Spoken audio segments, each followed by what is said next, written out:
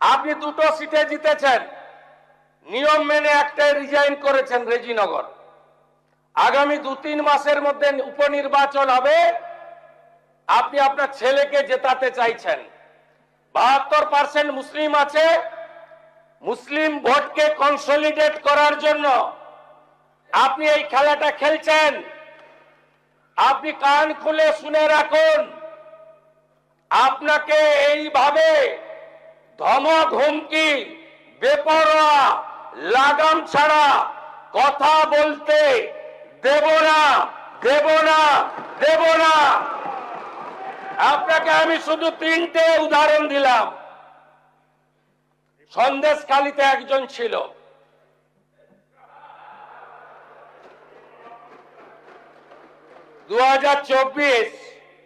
পয়লা জানুয়ারি বলেছিল তৎকালীন বিরোধী দলনেতা এলে তার হাত পায়ে পা হাতে লাগাবে আর চামড়া মেদিনীপুরে পাঠিয়ে দেবে। ওর অবস্থা কি হয়েছে সবাই দেখেছে। একই টোন ছিল। আরেকটা জীবনতলার গুন্ডা ক্যানিং ভাঙড়, ওর অবস্থাও কি হয়েছে দেখতে পাচ্ছে সবাই। আরেকটা পুষ্পা ঝুঁকে গায়ে নেই, এমন ঝোঁকা ঝুঁকেছে খালি পায়ে, ছোট প্যান্ট পরে, কান ধরে উঠবস করতে করতে যাচ্ছে। আপনাকে আমি বলে গেলাম পুলিশ তার ব্যবস্থা নেবে। আর আমি 1 সপ্তাহ পরে মুর্শিদাবাদে যাচ্ছি। আমি প্রমাণ করে দেব ভারতবর্ষের সংবিধান আইন শেষ কথা বলে, কোন বাতিল আওয়াজ শেষ কথা বলে না।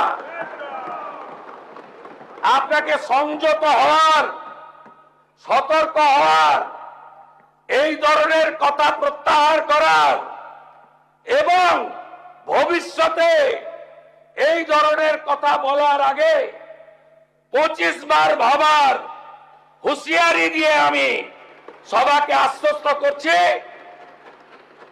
আপনারা ভাবছেন কেস হয়েছে, অ্যাকশন কবে হবে? যারা ওকে ডেকেছিল এই সভাতে তাদেরকে আগে তুলব, তারপরে আপনার কাছে যাব। যা করার করব, আমি আশ্বস্ত করছি আপনাদের। আপনি ধরে রাখুন, এটা ওর শেষ বক্তব্য, ধরে রাখতে পারেন।